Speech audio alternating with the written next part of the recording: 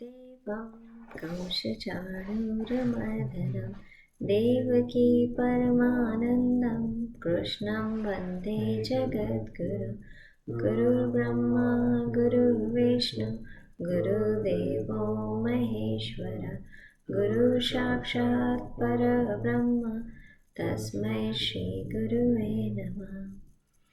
ॐ सहना भवतु सहनौ भुनक्तु सह वीर्यं करवावहै तेजस्विनावधीतमस्तु मा विद्विषावहै। ॐ शान्ति शान्ति शान्तिः। ॐ असतो मा सद्गमय तमसो मा ज्योतिर्गमय मृत्योर्मामृतं गमय। ॐ शान्ति शान्ति शान्तिः। ॐ पूर्णमद पूर्णमिदं पूर्णात् पूर्णमुदच्यते पूर्णस्य पूर्णमादाय पूर्णमेवावशिष्यते। Okay, we'll start with reciting 12th chapter.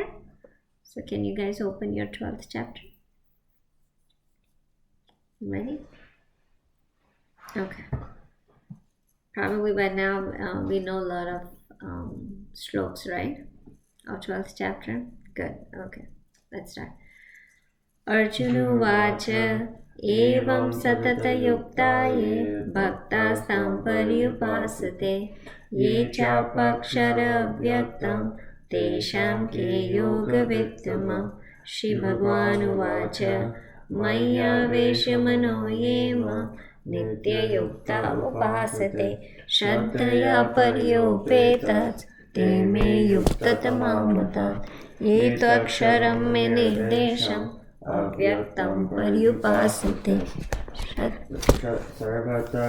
चिन्त्यं च भूतं च मतलं ध्रुवं सन्नियं येन्द्रियं ग्रामं सर्वत्र समबुद्धये ते प्राप्नुवन्ति मामेव सर्वभूतहिते रताः क्लेशोद्विग्नस्तेषाम् अव्यक्तं सप्तचेतसम् अव्यक्ता हि गतिर्दुःखं देहवर्तिर्वाप्यते ये तु सर्वाणि कर्माणि मयि सन्न्यस्य मत्परा अनन्येनैव योगेन मां ध्यायन्त उपासते तेषामहं समुदायतः मृत्युसंसारसागरं भवामि न चिरात् पार्थ मय्यावेशितचेतसां मय्येव मन आधस्त्व मयि बुद्धिं निवेशय निवशिष्यसि मय्येव अथ ऊर्ध्वं न संशय अथ चित्तं समाधातुं न शक्नोषि मयि स्थिर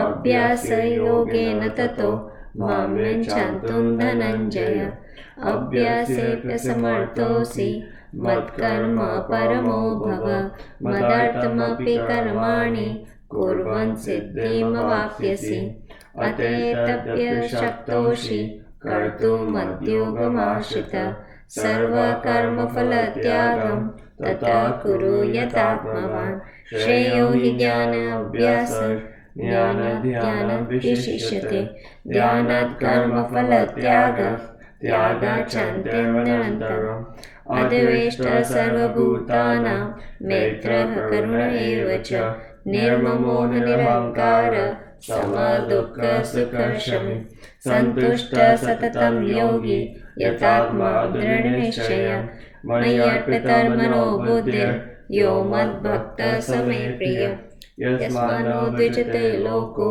लोकानो द्विजते श्रियः हर्षभयोद्वेगः मुक्तो यः स च मे प्रियः अनपेक्षः शुचिर्दक्ष उदासीनो गतव्यतः सर्वपरित्यागी यो मद्भक्तः स मे प्रियः यो न हिंसति न द्वेष्टि न काङ्क्षति शुभाशुभपरित्यागी भक्ति माम्ये स मे प्रियः समशत्रु च मित्रे च तथा मानापमानयो शीतोष्णसुखदुःखेषु समसङ्गविवर्जितः तुल्यनिन्द्रास्तुतिर्मुनिः santushto yena kenachit aniketa sitarvate bhaktiman me priyo nara yetu dharmamritam yatoktam paryupasate shraddhadanam matparma partaste tivrame priya.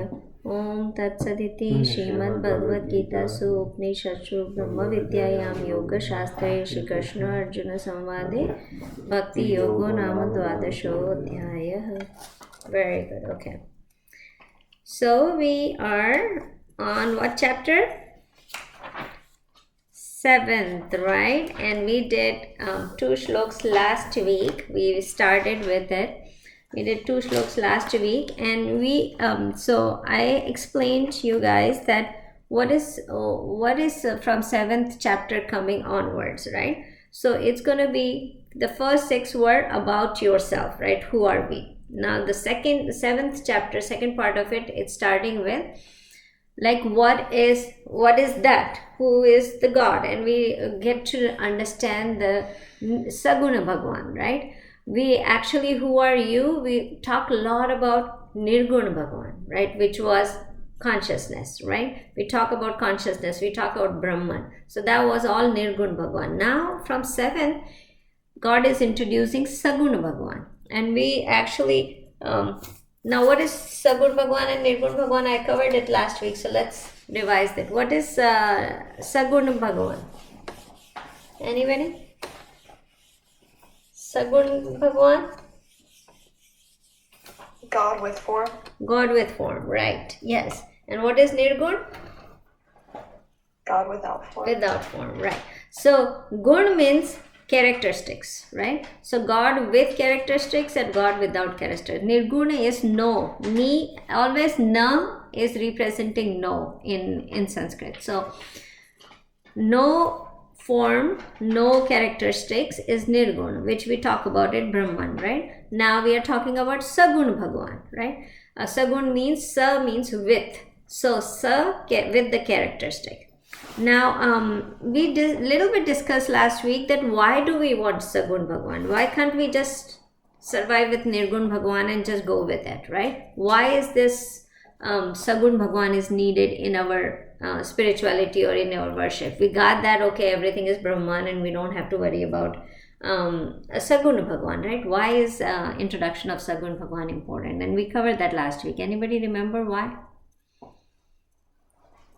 Why do we need Saguna Bhagwan? Sean, you remember anything?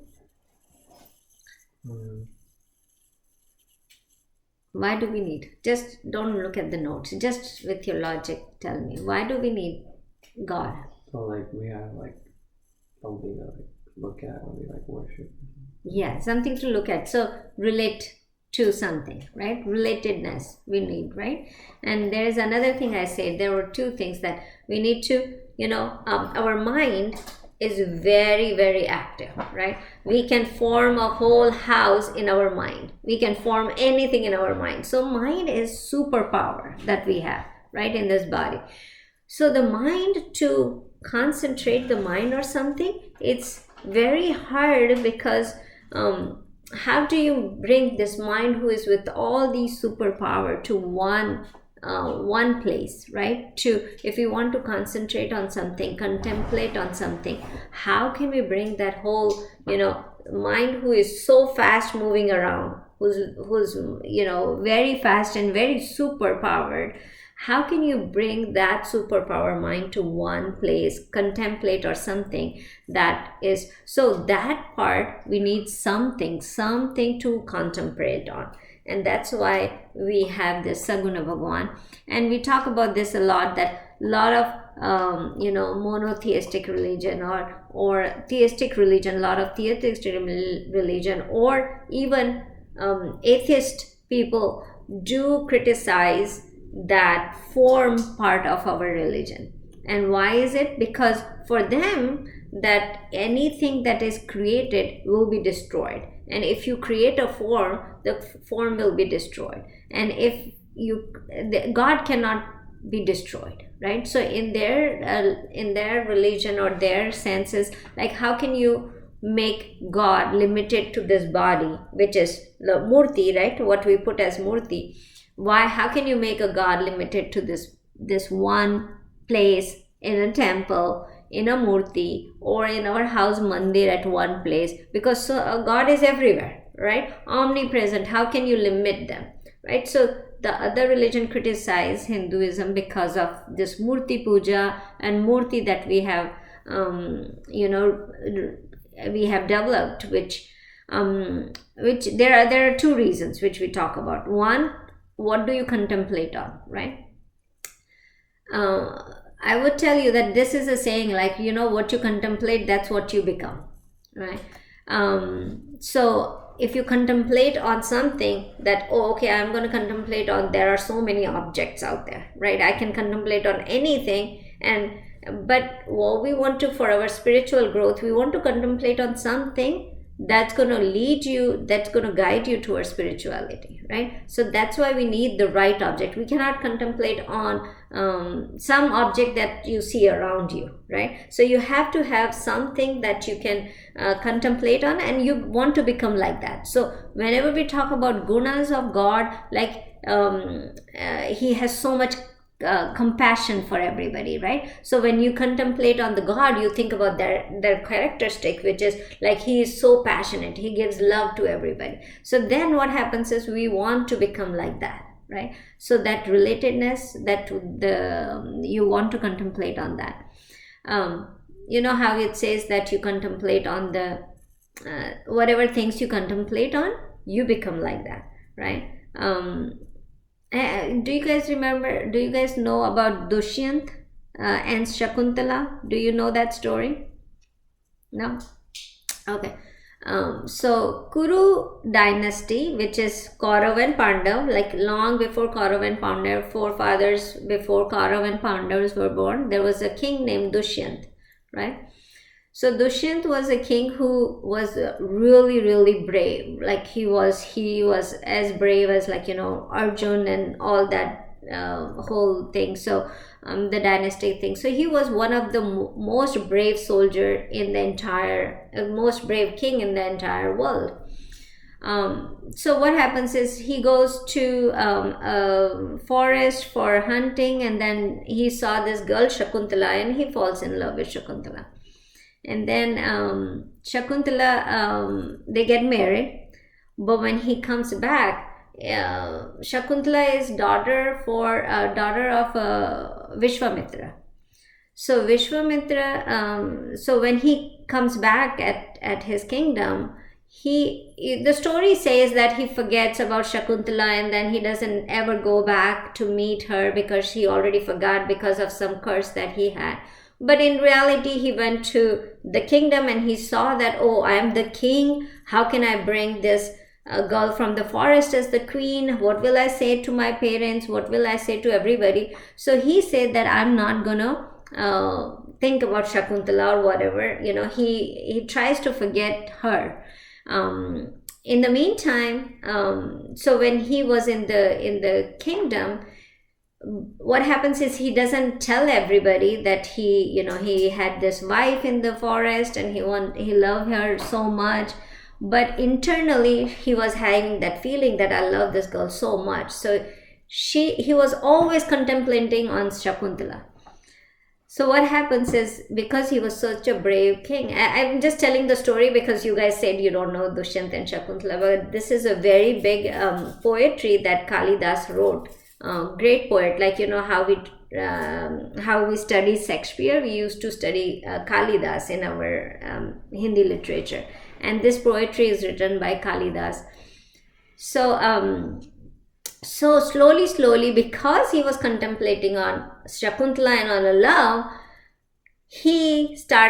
that bravery started going away, because he kept on thinking about love all the time. So the whole bravery thing out of him went away. So then there was Indra got into trouble with some king, and he wanted to have this fight with this king, but he did not have any more soldiers to do this fight. So he was saying, bring Dushyant, he is the most brave person from the earth, bring him and he is going to fight with us. But then what happens is, when they go and see him, his bravery is already gone away, and he is like, he's thinking about this women all the time. So his bravery goes away. That's why it says what you contemplate, that's what you become. So they wanted to bring the bravery back. Now what happens is, if you want to bring the bravery back, you have to change the direction what he's contemplating on. It's a long story, I want to cut that short, but I wanted to give you an introduction about Dushyant and Shakuntala and their story. So they actually said, how do you do that? Because you tell him, he's not doing it. So what they did is, they started, he was in a room, outside the room, his friend was there. They started hurting his friend. So one time they heard, so the friend says, screamed. So Dushyant heard the voice, and then, but he did not want to go because his bravery is dead now. So he said, what happened? And then no voice came from outside. Then they hit him again, his friend. He screamed louder. So that keep on going on, and the screams started getting louder and louder. So he started contemplating on that scream, and slowly the bravery starts coming in. And again, you know how the story is related, how the story is put together in Purans, but we can understand that what was going on there.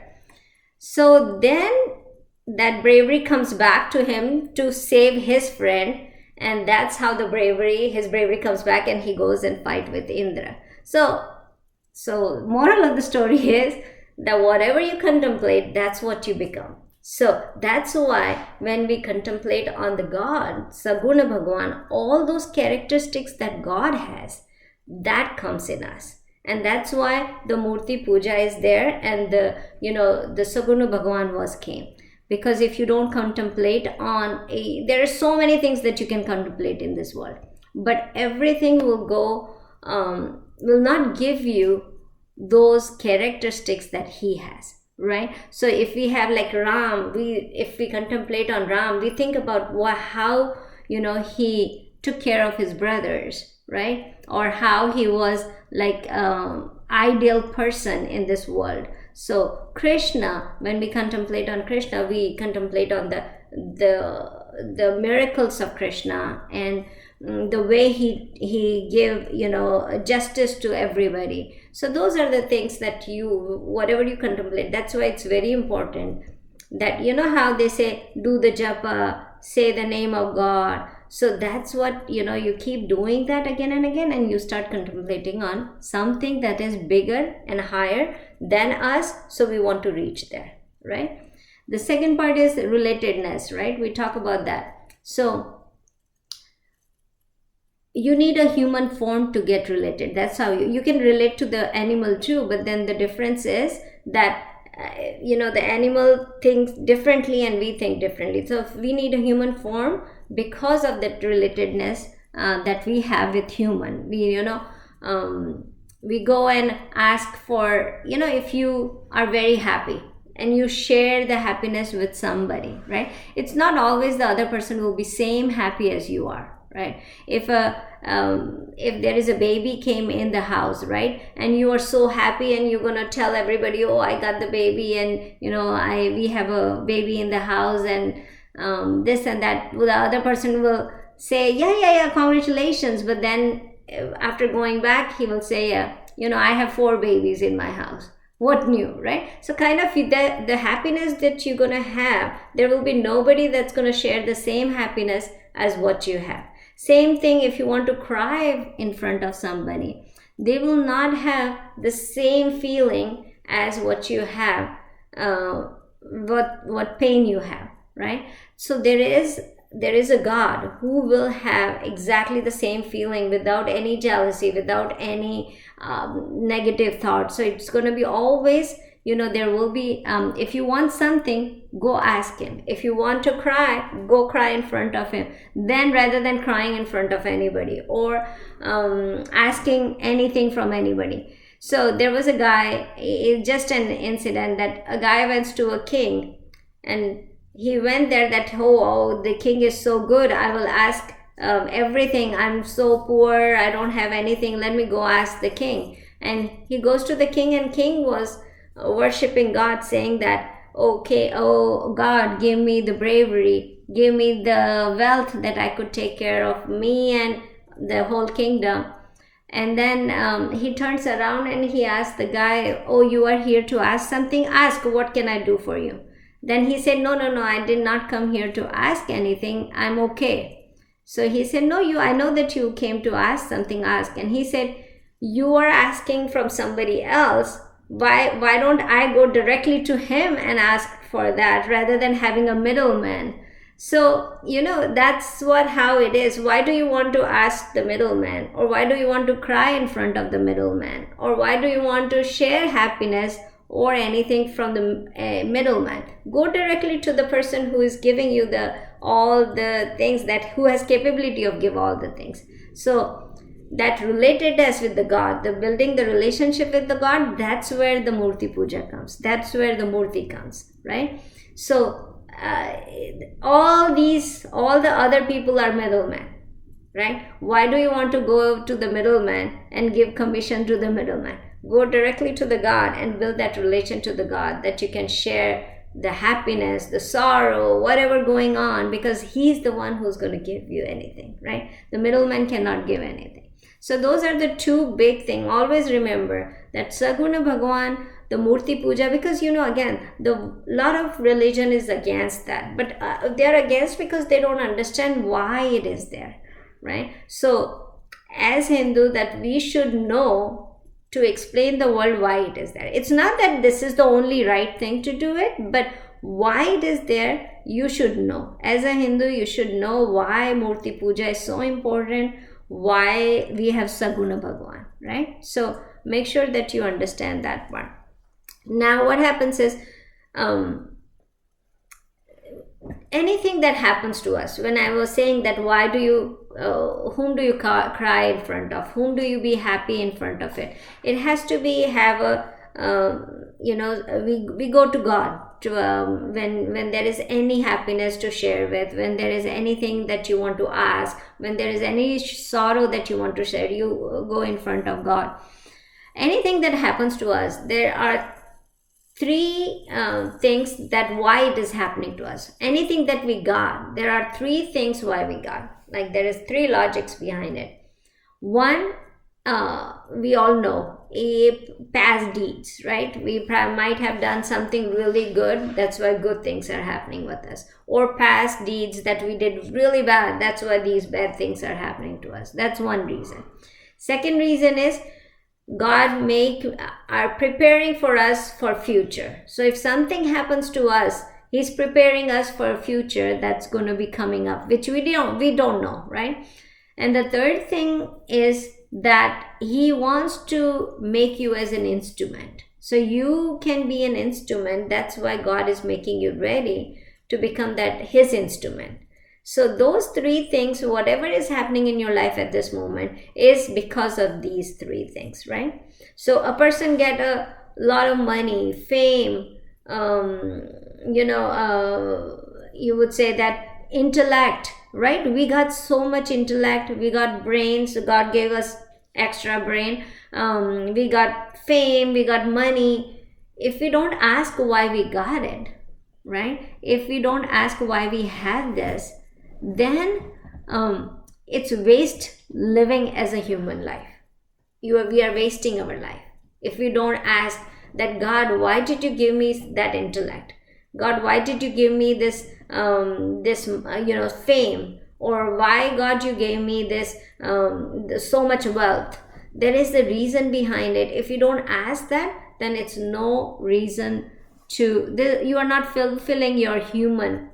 You got a human birth, and you are not fulfilling that obligation if you don't ask if you have these three things. If you don't have these three things, you definitely go and ask for it or work towards it. But if you have all these three things, you should ask why I got this, right? If you don't question that, I have a story to tell you about that too. So there was a guy who was poor, and he went to a big wealthy guy and say, I don't have any utensils to make food, right? And I have guests coming over. I need some utensils to make food so I can feed my guest. Can I borrow utensils from you? the rich man says, why? And he says, why should I give him? He's poor guy, don't know if he'll return it or not. So this poor guy promises him that I will return your utensils, please give it to me. So the wealthy man says, okay, give it to him. And he takes it and he goes home. After 2 days, he takes 2 utensils, but he brings back 4 utensils. So the rich man says, why did you get 4? I only gave you 2. And he says, you know what? This utensils gave birth to the new utensils. So I brought the whole family back to you. So the rich man starts laughing and says, how stupid this guy is. Can utensils give birth to kids like other utensils? But what's it? He gave me more than he took it, so why am bothered? Let me take it and keep it. That thing kept going for days and days. He took some utensils back to home, and then when he brings double the amount of utensils. So the rich man says, okay, this is good, we're going good, right? I'm getting more and more utensils. Then he's taking it, let him take it. So one day he comes and he said, you know what? I have very auspicious guests coming to my house. I don't want to serve them in a regular utensils. Give me something that is special, like silver utensils for me to cook for them and serve them. So the rich man says, oh, yeah, I have a lot of good utensils, take it. In his mind, he's like, whatever I give, double the amount will come, right? So he took all the big, heavy silver utensils. He gave it to him. Yeah, take it. Now, 2 days went by, 5 days went by, 10 days went by. This guy didn't bring it back. So the rich guy started getting a little worried that why is he not giving back the utensils? So he says, call that guy, I want to talk to him. Why is he not giving me those silver utensils? What happened? So the guy comes over and he starts crying really loud. And so the rich man says, what happened? Why are you not giving me my utensils back? So the guy cried and said, they died. All those utensils died. And then he says, are you stupid? How can the utensils die? They cannot die. Do you think I'm stupid? Let me take you to the court. And he takes it to the court, and the judge says, what happened? So the poor man says, the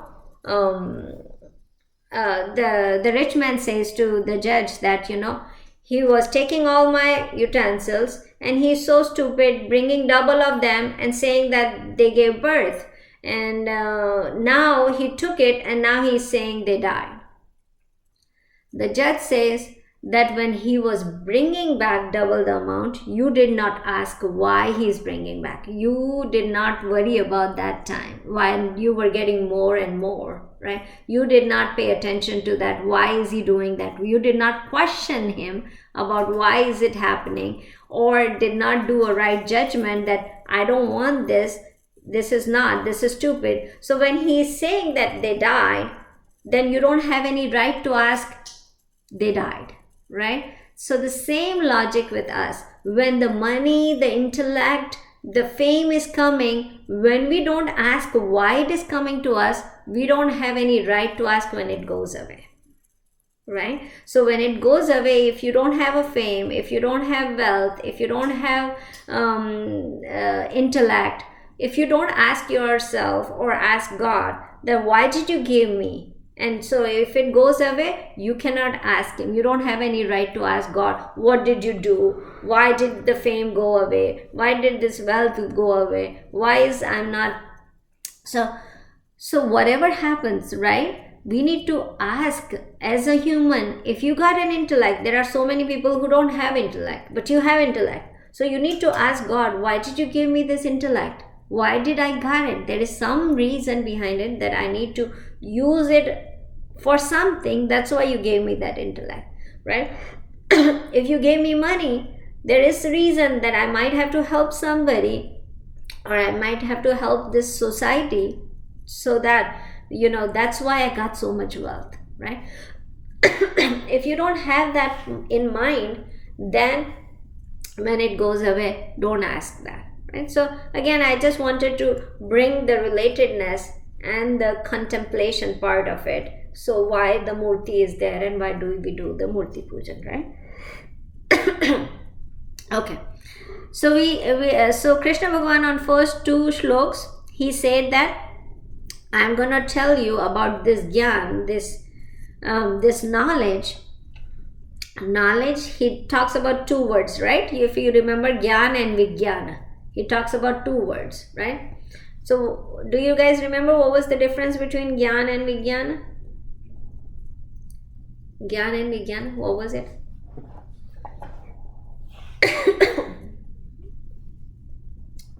What is gyan? Knowledge. And what is vijnana? Like supreme knowledge, like Supreme wisdom. Knowledge as in wisdom. Yes. So gyan and vijnana. Gyan is getting the knowledge. Vijnana is utilizing that knowledge or getting the realization on that knowledge, right? So he talk about that there is a gyan and vijnana that I'm going to give it to you. That is that you're gonna then after knowing that, you don't need anything else. You don't need any other gyan to do you have to know after I give you this. So he was giving an advertisement of the knowledge that he's going to be giving it to Arjun now, right? So he's just advertising his thing that after you get to know this gyan and vijnana, you will not need any other knowledge to know, right? So he's talking about this supreme knowledge that he is going to be giving.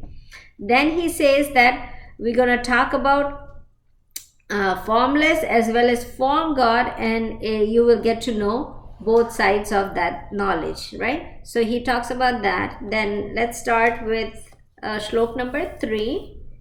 And so we know that Krishna Bhagavan is giving some knowledge in this chapter, right? So Arjun got excited that okay, I got all these other part, now I'm going to get another knowledge, which after knowing that I don't have to know anything else, right?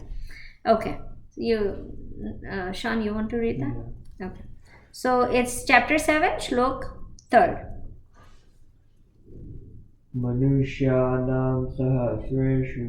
Manusyanam sahasreshu kaschid yatati siddhaya yatatam api siddhanam kaschin mam veti tatvata. All together. Manusyanam sahasreshu kaschid yatati siddhaya yatataamapi siddhanam kaschid mapeti tatvata. Okay, so Manushyanam is of men. Manushya is men, right? Mankind, human being. Sahasreshu means of many thousands. Sahasreshu, thousands of them. Kaschit means someone, one person. Yeah. Yatati means endeavors. Siddhaye means perfection or get to that realization level. Siddha. Yatatam is of those who endeavor. Api means indeed. Siddhanam, again the person who gets to the perfection. Siddha. Kaschitam, someone. Mam, me. Veti, does know. And tatvata means in fact. Too many things, perfection, and out of 1,000. So if we put it together, it says, hardly one among thousands of men strive for realizing me. Of those striving yogis, again some rare one devoting himself exclusively to me knows me in reality. So what does he say? That there are thousands of people that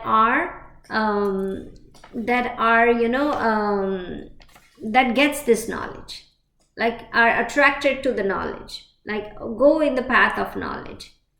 So there are many people, out of thousands, some people take this knowledge, right? So you can see that how many people are out there in the world, but only few goes to these classes and get this knowledge, right? Out of those few who are going towards the perfection, only few gets realization, right? Only one out of these 1,000, not even few, he says on all of these 1,000 people go to these things, and out of 1,000 few goes to these classes, and out of these few only one gets the realization, right? So how rare this knowledge is, right? Though it is open and out to everybody can access this knowledge, right? But only few goes to this knowledge. So many people are attracted to religion. You can see that how many people go to religion, right? Out of millions, few are attracted to the religion, right? Follow the religion closely. Out of these people who follow the religion closely, only few goes to the spiritual level. So religion has 3 levels, right? People go to religion, not 3 levels, I would say people go to religion for 3 reasons. One, it's the tradition, like my parents did it, I do it, and it keep going as a tradition, right? Or it could be that I want something, right? And I got to know that this is God who gives me gives something, he has something to give. So I go to God for that. I go to religion to get something out of that, right? So that's the second reason. The third reason why people follow religion is spirituality, right? It goes to the level, what to know, like why are we here? Why is this, this way? So to get a deeper knowledge, we go to religion. So lot of people follow religion. Out of those, few follow spirituality, and out of those people who are on the path of spirituality, very few or 1 or 2 has this realization, right? That what are they get to know the Vijnana part of the part. Jnana, a lot of people know, but then Vijnana part, the wisdom part, the realization part, only 1 in these million people get to know it. Again, that so Krishna Bhagavan want to put it out there that this is very rare. Not everybody will get the results. But what he later on in the shlok, he will keep on saying that. So what happens is, it's not a very inspiring thing for somebody on this path, right? I'm doing going on this path, but then what it is like, I might not be that one who's going to get the realization. So why should I even do it, right? So, but later in the Gita itself, he says that what you do in this life, in spirituality, it always continues. Even if you change your life, if you change the life, it still continues. So it's not waste, right? Sometimes what happens is, like if I am in, few in million who goes in spirituality path, but I will not get realization, then why should I even do it, right? But Krishna Bhagavan says that if you do it, wherever you stop in this life, and next life when you start from this spot. You don't have to start all the way back in and start through it, right? And we have seen so many examples, like the kids are grown in the family of people who are already on that path, and they hold the kids' hand and move them forward. So it's not that you will start from the beginning. In spirituality, you will start where you end in the last life and then continue, right? So that's one thing that Krishna Bhagavan is, but he's saying it's very rare, right? So he's giving a disclaimer that it's not easy, right? Giving a disclaimer that it's not easy. Giving the disclaimer, not everybody will get it. So don't get disappointed if you don't get it in this life. Then we can have, it's going to continue. So that's, he's telling the fact. But he's saying that the fullest realization, only few gets it, right? So we know that this rareness of the studies, we can see how difficult it is, and we can also see that, hey, if you don't get it, don't get disappointed, right? So that was it. Then let's move on to 4 and shlok 4 and 5. They both go together. If you see in your Gita, probably you might see them merged together. So we're going to study both together, as the meaning is overlapping with both the shlok, right? Krish, you want to read that one? Okay. Also, I have to go in like 2 minutes. So Okay. I'm just after I say the shows. Yeah. Yada hi nindriyate Raja, which one? Oh, true.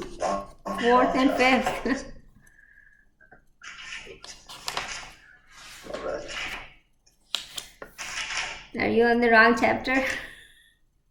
Yeah, my Gita closed because then I got a text that he's coming out later. So. Okay.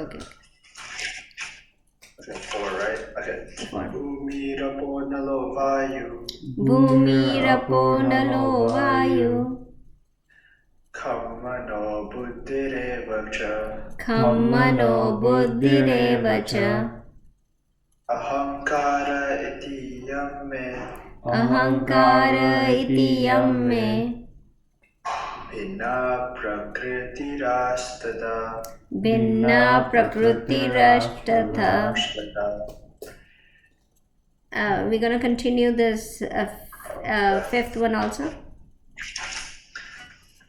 Apareyamitasvanyam Aparevamitasvanyam Prakritim viddhi me param Prakritim viddhi me param Jiva bhuta mahabaho Jiva bhutam mahabaho Yayedam dharyate jagat Yayedam dharyate jagat. All together. Bhumirapo nalo vayu Kammano buddhirevacha Ahankara iti yamme Bhinna prakrutirashtadha Apareyamitastvanyam Prakrutim viddhi me param Jiva bhuta mahabaho Vedeyam Yayedam dharyate jagat. Okay. So here I will go over the meaning real quick, but it is a lot of words, so let's do it fast. Bhumi means earth, right? This, I think better you understand the meaning of these words, because there will be these words you should remember every time. So Bhumi, earth. Apo, water. Analo means air. No, I think Analo means Analo means fire. Vayu means air. Kham means ether, space, or what do you say, sky. So that's Kham. Mano means man. Buddhi means intellect. Mind. Man means mind. Mano means man, means mind. Buddhi means intellect. Then Buddhi, Reva, certainly, that's Cha, and Ahankara. Ahankara is ego, right? Itai means thus. Me bhinna. Me means my. Bhinna means separated. Prakriti means the nature, right? Prakriti, nature, what we talk about. Rashtadha means eightfold. Arashtadha is that, so it's eightfold. So now what he's talk about, like there are 5 element, actually 8 element that he's talking here. Bhumi, earth, water, fire, air, ether, mind, intellect, and ego. So that 8 thing, he says that there are 8 different elements of nature. So he talks about that in shlok number 4. And shlok number 5, it's apare, inferior. Ramata means, Rayam means this. Then it is Ita, beside this. Tu means but. Anyam means another. Prakrutim means energy or nature, and we're going to talk about more Prakriti. We talk about that before too, that why we are different. So that Prakriti is nature. Viddhi just try to understand. Me means my, param means superior. So there are two words that we can understand here. There is something inferior, there is something superior. He talk about both. Jiva Bhuta, compromise of living entity. Jiva Bhuta means that are living beings, all the living beings. Mahabaho, we know he talks to Arjun when he says Mahabaho. So A Arjun. Yayed means to whom. Idam means this. Dharyate is utilizing or exporting that. Jagat means this material world. Jagat is the world, right? So if you put together what he is trying to say, so he is trying to tell 8 elements of Prakriti, right? So the 8 elements of Prakriti is air, water, fire, earth, and ether. Those are 5 elements. Then mind, intellect, and ego, existence, right? So these are the 8 elements of Prakriti, right? So he's saying these are the 8 elements of Prakriti consist of, and these 8 are my lower material nature. So this inferior, right? So lower material nature.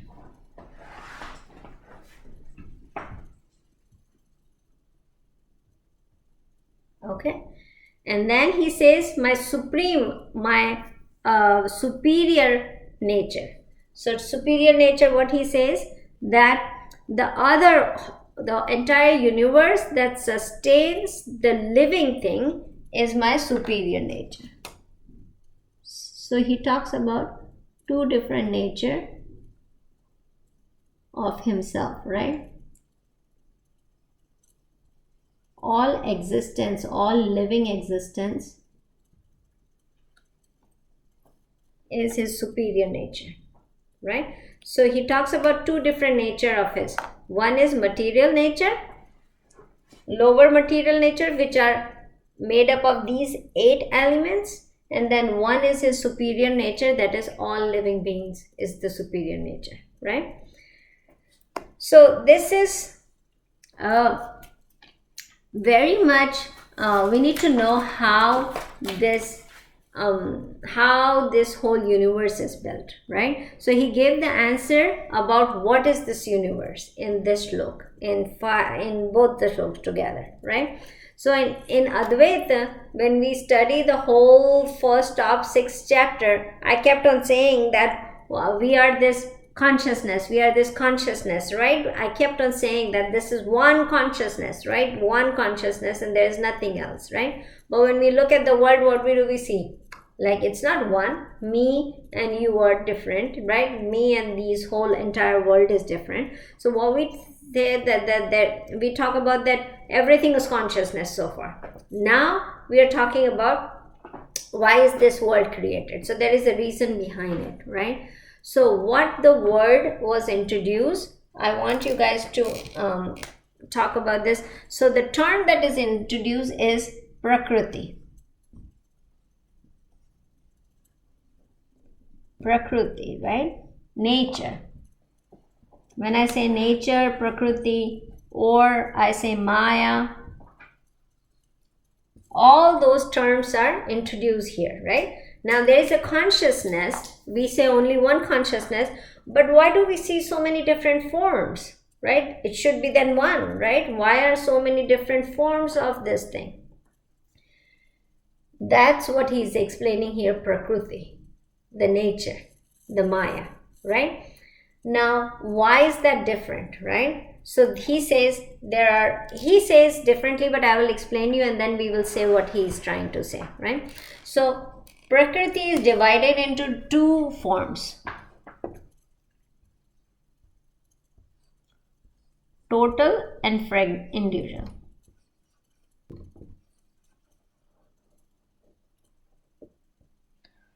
Total and individual, right? Now, consciousness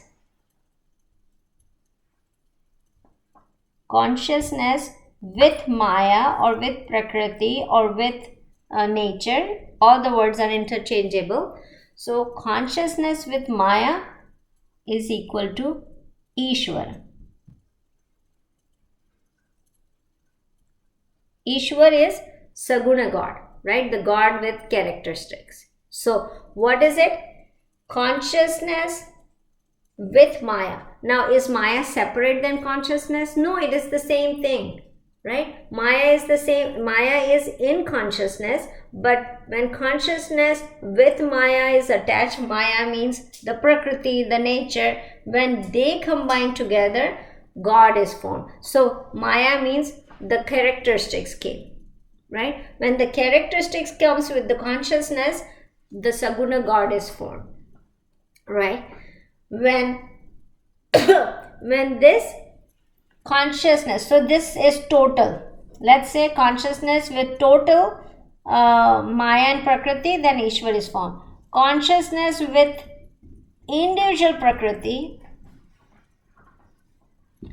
then Jiva is formed. Jiva is all living being, that is separate, right? You and me are separate or on this level, Jiva level, right? So when consciousness and individual Maya or Prakriti, I have my individual nature, right? I have my individual Prakriti. When they are combined, then Jiva is formed. When consciousness and total Maya is combined, then Ishwar is made.